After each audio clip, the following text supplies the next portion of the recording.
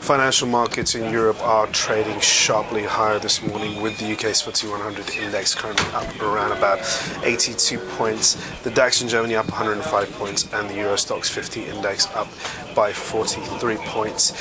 In the commodity space, gold is doing very well, up about 64 bucks. Copper and silver are also tracking higher, and in the core government bond space, both UK gilts and German bunds are also tracking higher, with the German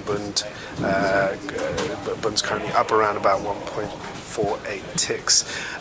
In the currency space, all risk currencies, so the euro, the Aussie dollar, and many of the emerging market currencies are doing very well versus the standout loser, which is the US dollar. Good morning. I'm Ishaq, Siddiqi, and welcome to your daily market bite. I'm going to give you an idea of what's going on. So, the big story, the big driver behind the current price action that we are experiencing is, of course, the Federal Reserve policy meeting. Now, the market was almost convinced that we're going to get some sort of tapering activity by the Federal Reserve, that they're going to initiate at least $10 billion worth of tapering, and they get the ball rolling, so they can start unwinding stimulus measures by 2014. A lot more of a sizable amount versus the 10 billion now. Currently they're buying 85 billion worth of bonds per month. Fed, however, did not pull the trigger.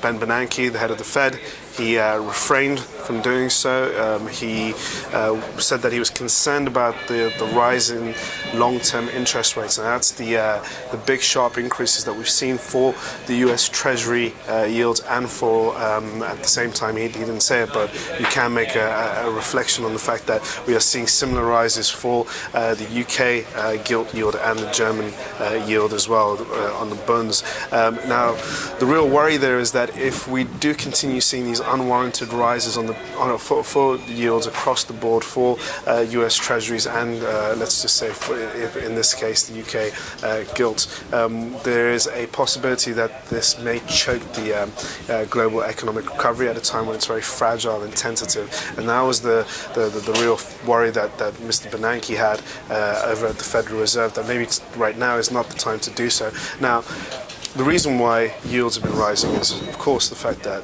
the global economy is showing signs of a recovery, and that optimism is fueling risk appetite. In that case, investors are piling into risky investments and getting out of more defensive safe havens. There's an inverse relationship between yields and bonds. The lower bonds are, or the more we see people dump bonds, the higher yields go. And obviously, the reason why people will start dumping bonds is they'll do it in favor for something a bit more riskier, like equities or commodities. So if we continue seeing a rat in the bond market, we are going to continue seeing the inverse relationship play out for the yields, and yields are going to start ticking even higher. Now, recently, in the run-up to this Federal Reserve meeting, the US Treasury yield on the 10-year reached 3%, which worried the market quite significantly. And that was what was reflected by Mr. Bernanke's comments yesterday. At the same time, he also did warn of the fact that we are going to see this big showdown in US Congress in October, as lawmakers in the US will have to figure out a way to formulate a fresh budget, a new budget that will be able to lift the debt ceiling, something that they've been delaying for quite a while now. So they have to really address this issue. And Bernanke was of the view that he doesn't want to make any sort of rash decisions on tapering ahead of this. And there is a likelihood now that the Federal Reserve will probably wait until the end of 2013 before they fire the first round of tapering, or if not then possibly in 2014.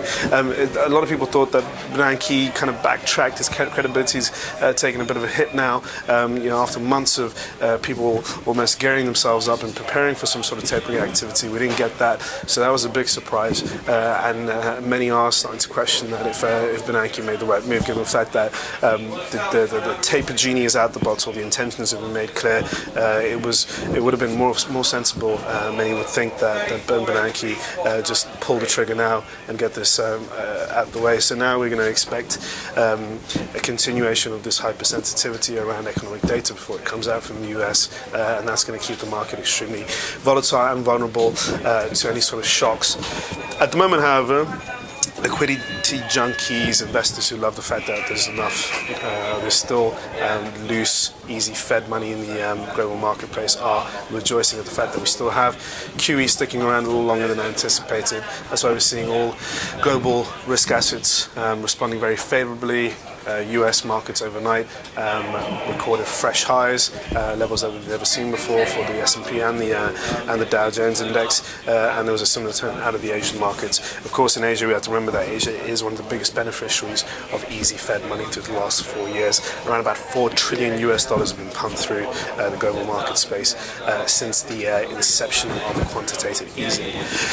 Anyway, we got some data to look out for today. We have the 50 Fed index from the US. That's going to be a key indicator for the health of the US economic recovery. We also have the jobless claims, another indicator from the labour market, and closer to home in the UK we have retail sales, so look out for those. Anyway, that is all for your daily market bite. Tune in for another one tomorrow, and I'll see you guys later. Cheers.